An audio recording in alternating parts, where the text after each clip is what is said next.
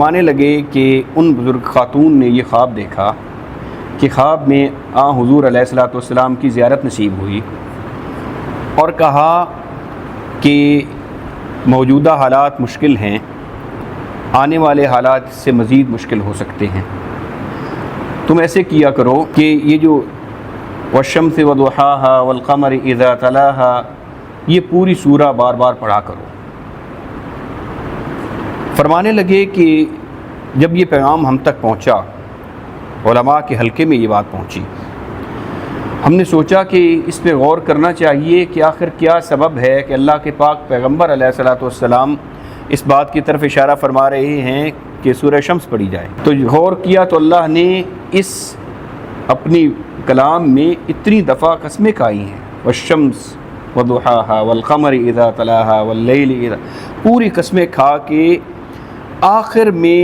ایک واقعے کی طرف اشارہ کیا ہے، بس وہ میں اپنی آخری بات کہہ کے اجازت چاہتا ہوں۔ وہ اشارہ ہے بنی اسرائیل کی اس قوم کی طرف کہ جنہوں نے اللہ سے بہت زار و قطار اور مانگ کے ایک معجزہ طلب کیا۔ میری مراد ہے وہ اونٹنی۔ قرآن کہتا ہے فَعَقَرُوهَا فَدَمْدَمَ عَلَيْهِمْ رَبُّهُمْ بِذَنبِهِمْ فَسَوَّاهَا، جب وہ اونٹنی طلب کی تو اللہ کا انعام تھا، اللہ کا معجزہ تھا، اللہ کی نشانیوں میں سے ایک نشانی تھی، انہوں نے اس کی قدر نہیں کی۔ جب قدر نہیں کی فَعَقَرُوهَا، اس کی کونچیں کاٹ ڈالی، اس کو ہلاک کر دیا۔ اللہ نے اس کے جواب میں فَدَمْدَمَ عَلَيْهِمْ رَبُّهُمْ بِذَنبِهِمْ فَسَوَّاهَا، ان پہ یہ عذاب نازل کیا کہ ان کو ہموار کر دیا، برابر کر دیا، نام مٹا دیا صفحہ ہستی سے ان کا۔ یہ کہہ کے مولانا زاہد الراشدی حفظہ اللہ فرمانے لگے دیکھیں اللہ کی سنت ہے کہ جب ایک اللہ کی طرف سے انعام ملے تو اس کا خیال کرنا چاہیے، لیکن اگر کوئی نعمت مانگ کے لی جائے، اس کے لیے قربانیاں دی جائیں، اس کے بعد اگر کوئی نعمت حاصل ہو جائے، اس نعمت کا شکر کرنا اور اس کا خیال رکھنا، اس کی حفاظت کرنا اتنی ہی زیادہ ضروری ہوتی ہے۔ اگر ناشکری کرو گے تو اللہ تعالیٰ اس پہ شدید قسم کی پکڑ کریں گے۔ پھر یہ کہنے لگے کہ یہ پاکستان اللہ کی نعمت ہے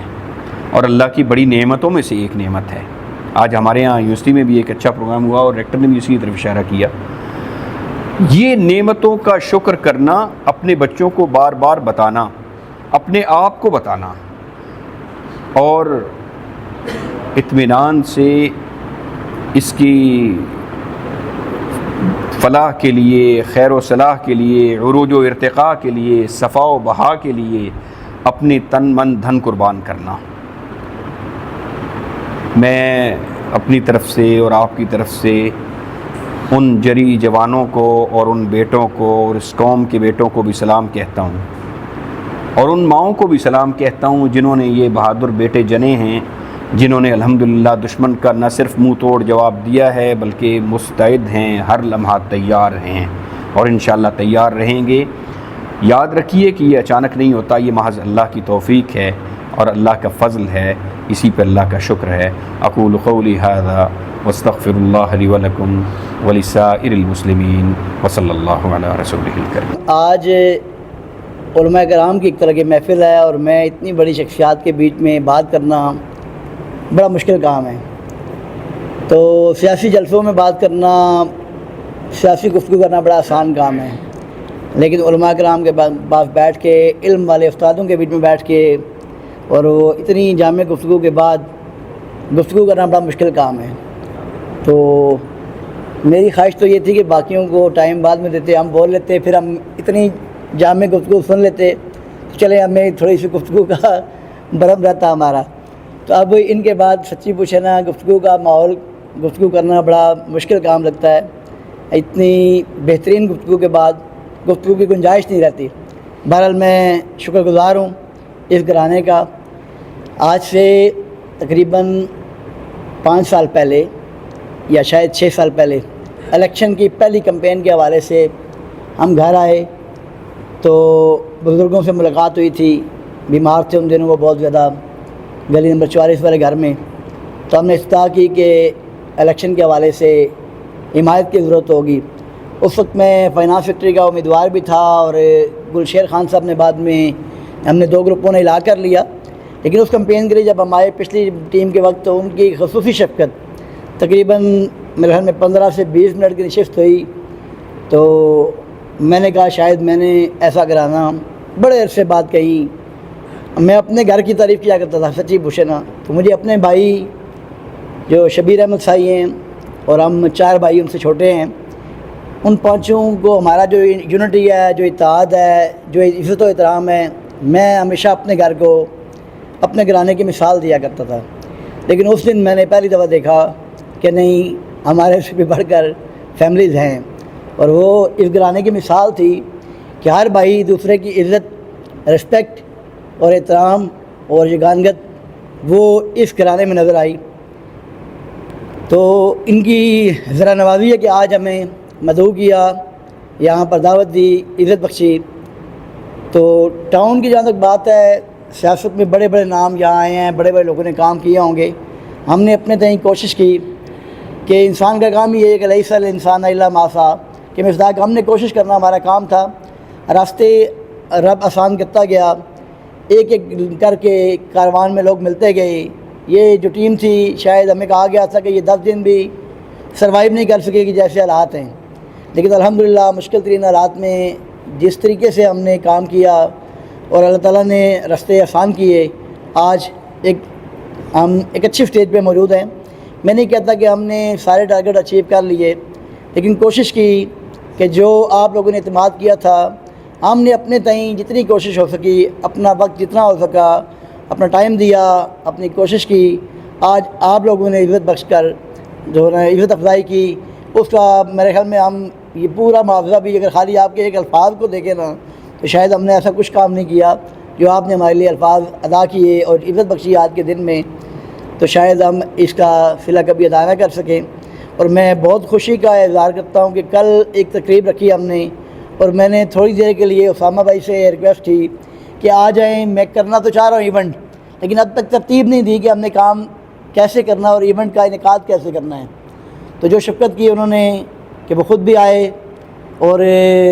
بہت ٹائم دیا اور انہوں نے ترتیب جو بنا کے دی, میں بڑی امید کرتا ہوں کہ کل کا پروگرام کرنگ ٹاؤن کی ہسٹری کا ایک تاریخی پروگرام ہوگا. اور میں اس امید کے ساتھ کہ جو کمیاں کوتاہیاں رہیں انشاءاللہ آئندہ آنے والے الیکشن میں یا ابھی جو دن باقی ہیں ہمارے, تو ان میں سبق سیکھتے ہوئے آگے بڑھتے ہوئے جو کام رہ گئے وہ ضرور کریں گے. اور اس شعر کے ساتھ اجازت کہ ٹھوکریں کھا کے جو سنبھلتے ہیں وہی نظام جہاں بدلتے ہیں, اور راستوں کو ہم نے خود بدلنا ہے کہ راستے خود کہاں بدلتے ہیں. بہت شکریہ. چاند میری زمین, پھول میرا وطن, میرے کھیتوں کی مٹی میں لالے یمن, میرے کھیتوں کی مٹی میں لالے یمن. چاند میری زمین, پھول میرا وطن, چاند میری زمین, پھول میرا وطن.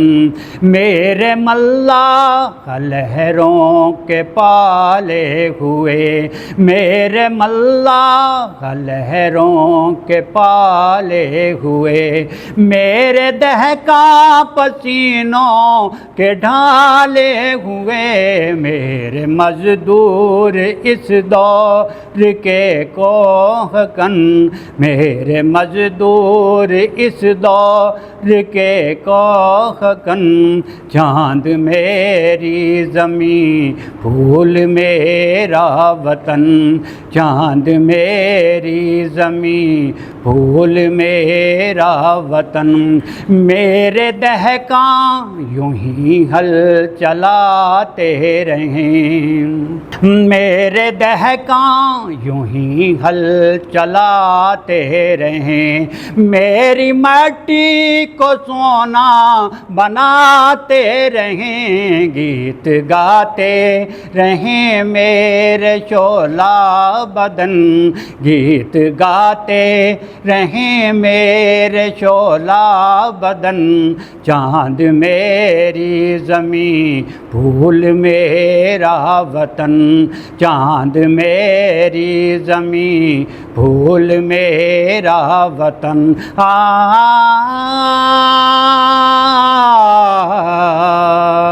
میرے فوجی جوان جرأتوں کے نشان، میرے فوجی جوان جرأتوں کے نشان، میرے اہل قلم عظمتوں کی زبان، میرے محنت کشوں کے سنہرے بدن، میرے محنت کشوں کے سنہرے بدن، چاند میری زمین پھول میرا وطن، میری سرحد پہ پہرا ہے ایمان کا، میری سرحد پہ پہرا ہے ایمان کا، میرے شہروں پہ سایہ ہے قرآن کا، میرا ایک ایک سپاہی ہے خیبر شکن، میرا ایک ایک سپاہی ہے خیبر شکن، چاند میری زمین پھول میرا وطن، چاند میری زمین پھول میرا وطن۔ اس دعوت کا شکریہ ادا کرتا ہوں، اور اپنے سٹاف کی طرف سے جو کورنٹاؤن کے اندر ہماری جیسے ہم لوگ ہیں یا کورنٹاؤن کا باقی سٹاف ہے، گارڈز ہیں یا لیبرز ہمارے کام کرتے ہیں، ان کے لیے بھٹا صاحب نے ایک علیحدہ جگہ پہ ارینجمنٹ کیا ہوا ہے، اس کا بھی ہم ان کے تہ دل سے شکریہ ادا کرتے ہیں۔ مہربانی۔ ڈاکٹر ابوبکر صاحب کے پہلے بولنے کے بعد برگیڑی صاحب ہمارے لیے بڑا مشکل ہو جاتا ہے، یونیورسٹی میں بھی اور ادھر بھی۔ تو چلیں، ابھی زبیر بھائی نے ایک ترانہ سنایا، کل آپ کا ایونٹ شعر و شاعری کا بھی ہے، تو میں ایک اپنی پسندیدہ نظم آپ سب کے نام اور جن سے ہم پیار کرتے ہیں ان کے نام، امجد اسلام امجد کی نظم۔ زندگی کے میلے میں خواہشوں کے ریلے میں، زندگی کے میلے میں خواہشوں کے ریلے میں، تم سے کیا کہیں جانا اس قدر جمہیلے میں، وقت کی روانی ہے بخت کی گرانی ہے، سخت بے زمینی ہے سخت لا مکانی ہے، ہجر کے سمندر میں تخت اور تختے کی ایک ہی کہانی ہے، ہجر کے سمندر میں تخت اور تختے کی ایک ہی کہانی ہے، تم کو جو سنانی ہے بات گو ذرا سی ہے، بات عمر بھر کی ہے، بات گو ذرا سی ہے بات عمر بھر کی ہے، تم نے جو جلایا تھا بات اس دیے کی ہے، بات اس گلے کی ہے، جو لہو کی خلوت میں چور بن کے آتا ہے، لفظ کی فصیلوں پر ٹوٹ ٹوٹ جاتا ہے، زندگی سے لمبی ہے بات رت جگہ کی ہے، زندگی سے لمبی ہے بات رت جگہ کی ہے، راستے میں کیسے ہو بات تخلیے کی ہے، تخلیے کی باتوں میں گفتگو اضافی ہے، تخلیے کی باتوں میں گفتگو اضافی ہے، پیار کرنے والوں کو ایک نگاہ کافی ہے، ہو سکے تو سن جاؤ ایک دن اکیلے میں، تم سے کیا کہیں جانا اس قدر جھمیلے میں۔ اعوذ باللہ من الشیطان الرجیم، بسم اللہ الرحمن الرحیم، یا رب لک الحمد کما ینبغی لجلال وجہک وعظیم سلطانک۔ بسم اللہ الرحمن الرحیم، رب اوزعنی ان اشکر نعمتک التی انعمت علی، صدق اللہ العظیم۔ حضرات، آج اس موقع پر بہت سارے شکر واجب ہیں۔ سب سے پہلے اللہ پاک، اللہ تعالیٰ کی حمد اور ان کا شکر ادا کیا، اس کے بعد نبی پاک صلی اللہ علیہ وسلم کے لیے ہدیہ سلام عرض کرتے ہیں۔ اللہم صلی علی محمد وعلی آل محمد کما صلیت علی ابراہیم وعلی آل ابراہیم انک حمید مجید۔ ایک بہت خوبصورت ہدایت ہے کہ من لا یشکر الناس لا یشکر اللہ، کہ جو اپنے جیسے انسانوں کا شکریہ ادا نہیں کرتا وہ رب کا شکر گزار نہیں ہوتا۔ تو اللہ کا شکر ادا کرنے کے لیے اللہ کے انعام و اکرام کو گننا شروع کریں تو اس کا احاطہ تو کیا، اس کی گنتی تو کیا، اس کا تصور ہی ممکن نہیں۔ لو کان البحر مدادا لکلمات ربی لنفد البحر قبل ان تنفد کلمات ربی ولو جئنا بمثلہ مددا۔ اللہ نے خود ہمارے لیے آسانی پیدا کر دی کہ بتا دیا کہ اگر زمین کے تمام درخت قلم بن جائیں اور تمام سمندر سیاہی بن جائیں تو یہ درخت اور ان کے بنے ہوئے قلم گھس کے ختم ہو سکتے ہیں، ہو جائیں گے، سمندروں کی سیاہی خشک ہو جائے گی، اور ایسے ہی ہم اور بھی لے آئیں تو خشک ہو جائیں گے، لیکن اللہ کی حمد و ثنا کبھی ختم ہونے والی نہیں۔ تو اس لیے اللہ کا شکر ادا کرنے کے لیے جو دوسرا ذریعہ بتایا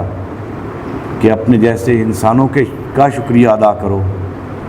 اس میں آج کا سب سے پہلا شکریہ تو واجب ہے اسامہ کے لیے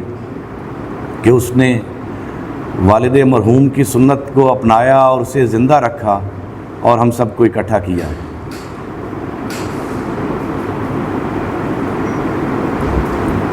اسی شکریہ کے مستحق اور مصداق ڈاکٹر ابو بکر ہیں۔ کئی دفعہ مجھے اپنی کم مائگی اور اپنی کمزوریوں کا احساس ہوتا کہ بڑا تو میں ہوں، لیکن والد صاحب نے دستار ابو بکر کو کیوں دی؟ حقیقت یہ ہے کہ اللہ نے انہیں وہ علم اور وہ نظر عطا کی تھی کہ وہ جانتے تھے کہ ان کے علم کا اصل وارث کون ہے، اور میں رب کا شکر ادا کرتا ہوں کہ الحمدللہ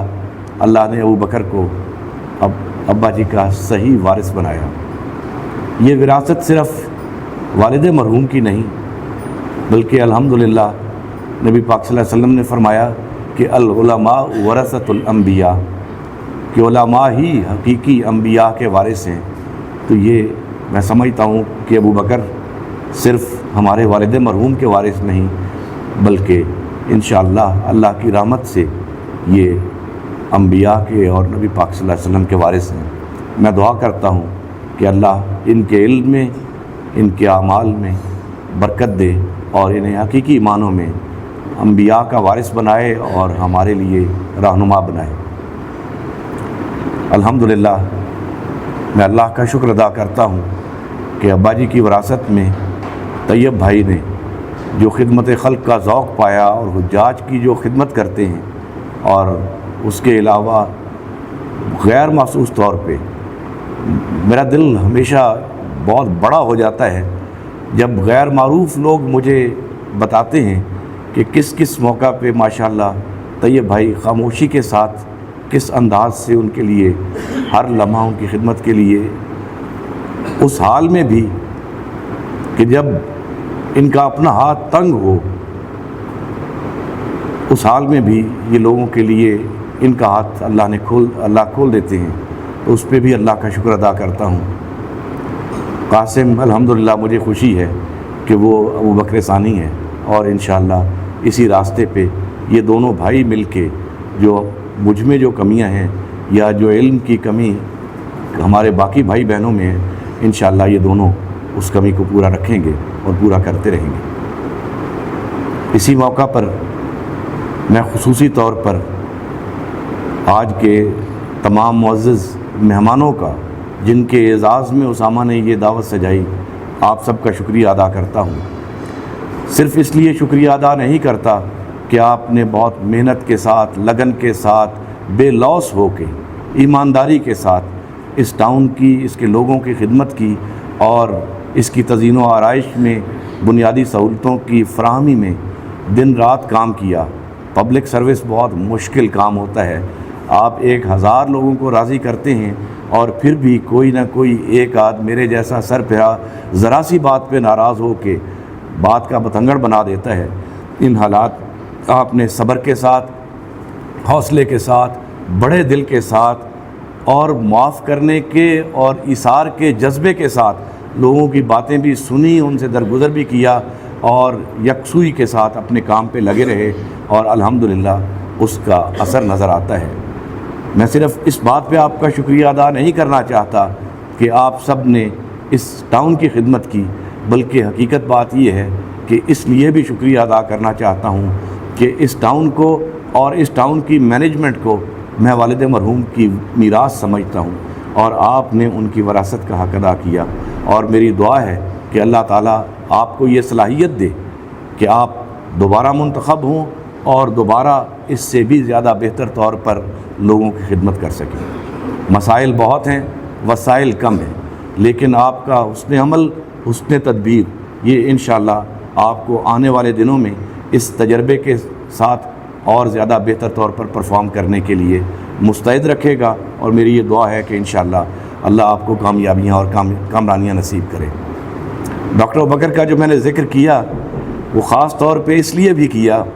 کہ یہاں بیٹھے ہوئے، جیسے اسامہ بھائی نے مجھے بتایا کہ آج یہ مینجمنٹ گروپ اکٹھا ہے، تو میں نے سوچا کہ میں اسلامی تصور قیادت کے بارے میں آپ سے بات کروں گا، اور وہاں بیٹھا تو سب سے پہلی بات جو ابوبکر بھائی نے شروع کی وہ آیات بنیادی طور پر اللہ تعالیٰ نے نبی پاک صلی اللہ علیہ وسلم کے لیے بطور ہدایت نازل کی اور نبی پاک صلی اللہ علیہ وسلم سے ایڈریس کیا، اور اس میں کیا کہا کہ سب سے پہلی بات اس نے اخلاق کے بارے میں کہ وَلَوْ كُنْتَ فَظًّا غَلِيظَ الْقَلْبِ لَانفَضُّوا مِنْ حَوْلِكَ۔ میں جہاں پہ بھی قیادت کے سلسلے میں بات ہوتی ہے اور خاص طور پہ اسلامی تصور قیادت کے بارے میں، تو چند پوائنٹ 4 یا 5 ایک ترتیب کے ساتھ ضرور بتاتا ہوں، اور یہ آیت ان میں سے چوتھے نمبر پہ ہوتی ہے۔ سب سے پہلی چیز، اور یہ میں اس لیے آپ سے بات کرنا چاہتا ہوں کہ انشاءاللہ اللہ تعالیٰ آپ کو دوبارہ یہ قیادت اور یہ ذمہ داری نصیب کرے گا، اس کنوکشن کے ساتھ یہ بات کر رہا ہوں۔ اور چونکہ نبی پاک صلی اللہ علیہ وسلم نے فرمایا کہ کلکم راع و کلکم مسئول عن رعیتہ، کہ تم میں سے ہر کوئی چرواہا ہے، یعنی ذمہ دار ہے، اور اس سے اس کی رعیت کے بارے میں سوال کیا جائے گا۔ تو وہ جو چرواہا ہونا یا راعی ہونا وہی اصل میں قائد ہونا ہے۔ لیول مختلف ہو سکتا ہے لیکن ہر شخص قائد ہے۔ اس لیے یہ جو اگلے میں بات تصور قیادت کی بنیاد کے پہ بات کرنا چاہتا ہوں وہ ہم میں سے ہر شخص کے لیے اپلیکیبل ہے، ہر شخص کو اس کے بارے میں ان پوائنٹس کو یا اس رہنمائی کو ذہن میں رکھنا چاہیے۔ ان میں سب سے پہلی بات کہ جو کہ زندگی کے ہر لمحے ہمارے پیش نظر رہنی چاہیے وہ کیا ہے کہ ان الحکم الا للہ، حاکمیت صرف اور صرف اللہ کے لیے۔ ان الحکم الا للہ، حاکمیت صرف اور صرف اللہ کے لیے۔ دوسرا پوائنٹ کیا ہے کہ جعلناکم خلائف فی الارض، کہ ہم نے تمہیں زمین میں نائب بنایا، خلیفہ بنایا۔ نائب اور خلیفہ کون ہوتا ہے؟ یا انگریزی میں کہتے ہیں نا we made you the voice grants. وہ وائس گرانٹ کون ہوتا ہے؟ خلیفہ وہ ہوتا ہے جو فیصلہ یا حکم اپنے پاس سے نہیں بناتا، وہ احکام لیتا ہے مالک سے، اس کے احکام لیتا ہے اور ان احکام پہ عمل درآمد کرواتا ہے۔ اب احکام پہ عمل درآمد کرنے کے لیے سب سے پہلی چیز ضروری کیا ہے کہ ان احکام کو سمجھا جائے۔ احکام ہمارے پاس کس صورت میں آئے؟ قرآن پاک کی صورت میں۔ قرآن پاک کی صورت میں جو احکام آئے ان کو پڑھنا سمجھنا پہلی شرط ہے، اور ان احکام کو سمجھنے کے لیے یاد رکھیں لازم ہے کہ آپ ان احکام کو سنت یعنی حدیث و سنت کی روشنی میں سمجھیں۔ اگر یہ عجیب سوء اتفاق کہہ لیجئے کہ کل ہی ہمارے کسی ایک گروپ پہ کسی ایک موضوع پہ ایک صاحب نے قرآن پاک کی 6 یا 7 ریفرنسز بھیجے اور کہا کہ قرآن میں یہ چیز اس طرح ہے، اور اس کے بعد اپنی بات بتا دی۔ ان کی بات 100% درست نہ بھی ہو یا 100% غلط بھی ہو، لیکن اس میں جو ایک اصولی چیز کی وضاحت کرنا تھی، اس کے لیے مجھے درمیان میں انٹروین کرنا پڑا، اور اس پہ میں نے 3-4 مختلف حوالوں سے اکٹھے کر کے جو بات ان تک پہنچائی، اس کا لب لباب یہ تھا کہ قرآن پاک کے احکام کو سمجھنے کے لیے اور ان کو درست انٹرپریٹ کرنے کے لیے سنت رسول اللہ صلی اللہ علیہ وسلم، جس کا بڑا ذخیرہ ہمارے پاس احادیث کی صورت میں ہے، اس کو سمجھنا اور آپس میں لنک کرنا بہت ضروری ہے۔ اگر قرآن پاک کو صرف اور صرف قرآن ہی رکھا جائے اور سنت کو اس سے الگ کر دیا جائے تو یہ ایک انتہائی بڑے فساد کا ذریعہ ہے، اور بہت سارے فتنہ پرور لوگ جو بہت بڑے بڑے نام ہیں، انہوں نے جب انکار حدیث کیا تو وہ بنیاد بنا بہت سارے مزید فتنوں کا، جس کی انتہائی صورت احمدیت اور مرزائیت کی صورت میں اور انکار نبوت کی صورت میں آئی۔ اس لیے جب بھی بات ہو تو آپ کے سامنے ہدایت کا سرچشمہ کیا ہونا چاہیے؟ قرآن و سنت، قرآن و حدیث۔ سب سے پہلی بات کہ احکام ہم نے کہاں سے سیکھنے ہیں؟ قرآن و حدیث سے، صرف قرآن سے نہیں، قرآن و سنت سے، قرآن و حدیث سے۔ دوسری بات کہ خلیفہ کیا کرتا ہے کہ وہ ان احکام کو سنتا ہے، سمجھتا ہے اور ان پہ عمل درآمد کرتا ہے۔ تو ہمارا کام کیا ہے؟ اس پہ عمل درآمد کرنا۔ تیسری بات کہ کوئی بھی قائد اس وقت تک قائد نہیں ہو سکتا جب تک کہ وہ کسی اور کی پیروی نہ کر رہا ہو، یا اس کے اوپر اللہ نے کسی اور کو قائد نہ بنایا ہو۔ تو اس کے لیے بطور قائد بھی اور کسی قائد کو ماننے کے لیے بھی جو تیسرا حکم یا تیسرا تصور قیادت کا تیسرا پوائنٹ جو اللہ نے بتا دیا، وہ بھی بہت واضح تھا، اور وہ کیا ہے کہ اطیعوا اللہ و اطیعوا الرسول و اولی الامر منکم، کہ اللہ کی اتباع کرو، اس کے رسول کی اتباع کرو، اور ان لوگوں کی اتباع کرو جن لوگوں کو اللہ نے تمہارے اوپر حاکم بنا دیا۔ یہ یاد رکھیے کہ کتنی بڑی ذمہ داری قیادت کی، اور کتنی بڑی ذمہ داری اللہ ڈال دیتے ہیں جب کسی کو کوئی منصب عطا کرتے ہیں، کہ جب آپ کو اس ٹاؤن کی مینجمنٹ مل گئی یا آئندہ دوبارہ ملے گی انشاءاللہ، تو یاد رکھیں کہ اللہ نے آپ کو کس صف میں لا کے کھڑا کر دیا کہ اللہ کے رسول، اللہ کے احکام کے، اللہ کے رسول کے احکام کے بعد آپ کے احکام اسی طرح ماننا باقی لوگوں پر فرض ہو جاتا ہے، لازم ہو جاتا ہے۔ ہاں، اس میں ایک ایکسیپشن دے دی کہ فَإِن تَنَازَعْتُمْ فِي شَيْءٍ فَرُدُّوهُ إِلَى اللَّهِ وَرَسُولِهِ، کہ اگر کوئی حکم ایسا ہو جس کی انٹرپریٹیشن کے بارے میں کوئی فرق ہو، کہ اگر خلیفہ کوئی ایسا حکم دے جس کے بارے میں رائے یہ ہو کہ کیا یہ اللہ اور اس کے رسول کے احکام کے مطابق ہے یا نہیں، تو اس کے لیے اللہ اور اس کے رسول کی طرف رجوع کرو، اور اس کی ہدایت قرآن و سنت سے مل جائے گی۔ اب ان 3 تصورات کو جب آپ اپنے سامنے رکھیں گے تو پھر آپ کو اگلا پوائنٹ سمجھ آ جائے گا، اور وہ کیا ہے کہ خلیفہ امین ہوتا ہے، امانت دار ہوتا ہے، کہ اس کو جو امانت دی جاتی ہے، یہ قیادت، یہ حاکمیت، یہ اللہ کی طرف سے ایک امانت ہوتی ہے، اور امین کا کام کیا ہوتا ہے؟ اس امانت کی حفاظت کرنا، اور جس مقصد کے لیے اسے وہ امانت سونپی گئی ہے اس مقصد کو پورا کرنا۔ الحمدللہ آپ لوگوں نے اس امانت کا حق ادا کرنے کی کوشش کی بتقاضۂ بشریت۔ اس میں بہت ساری یقیناً کوتاہیاں بھی ہوئی ہوں گی، کمزوریاں بھی ہوئی ہوں گی۔ میں دعا کرتا ہوں کہ اللہ تعالیٰ ان تمام کمزوریوں سے، خواہ وہ سوچے سمجھے ہوئیں، خواہ بغیر سوچے سمجھے ہوئیں، خواہ علم کی وجہ سے ہوئیں، خواہ لا علمی کی وجہ سے ہوئیں، خواہ آپ کی طاقت میں ہونے کی وجہ سے ہوئیں یا طاقت نہ ہونے کی وجہ سے ہوئیں، ان تمام چیزوں سے، ان تمام کوتاہیوں سے اللہ تعالیٰ درگزر فرمائے۔ اور آپ کی تسلی کے لیے ایک اور بات ضرور کہنا چاہوں گا کہ جو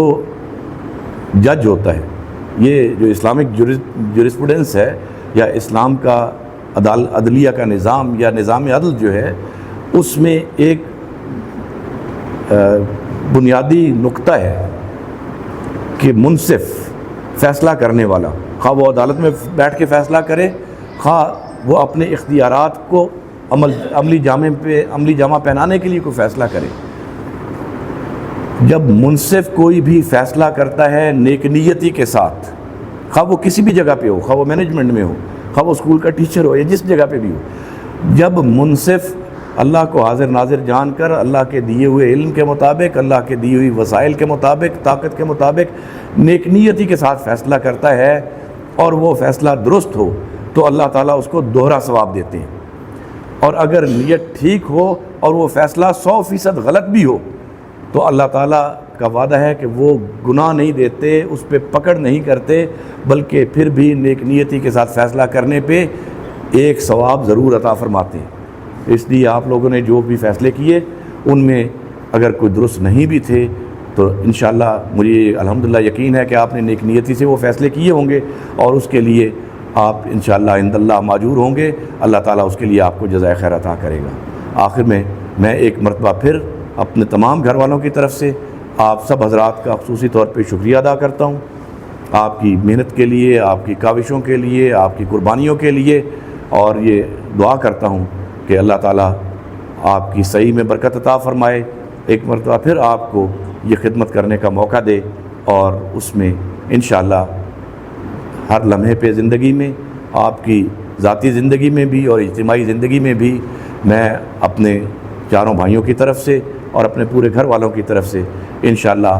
ہر طرح کے تعاون کا یقین دلاتا ہوں۔ یہ یقین رکھیں کہ میں نے جائز کی اضافت نہیں لگائی، اس لیے نہیں لگائی کہ اس میں مجھے کوئی شک نہیں کہ اگر بھٹا فیملی سے کسی نے ناجائز تعاون کی درخواست کی تو وہ قابل قبول نہیں ہوگی، اس لیے جائز تعاون کہوں یا صرف تعاون کہوں اس کا مطلب ایک ہے، آپ ہمیں انشاءاللہ دل و جان سے اپنے ساتھ پائیں گے اور ہر لمحے پہ آپ کے مشغول رہیں گے۔ اللہ آپ کو جزائے خیر دے۔ استودع اللہ دینکم و امانتکم و خواتیم اعمالکم، جزاکم اللہ احسن الجزاء۔ السلام علیکم ورحمۃ اللہ۔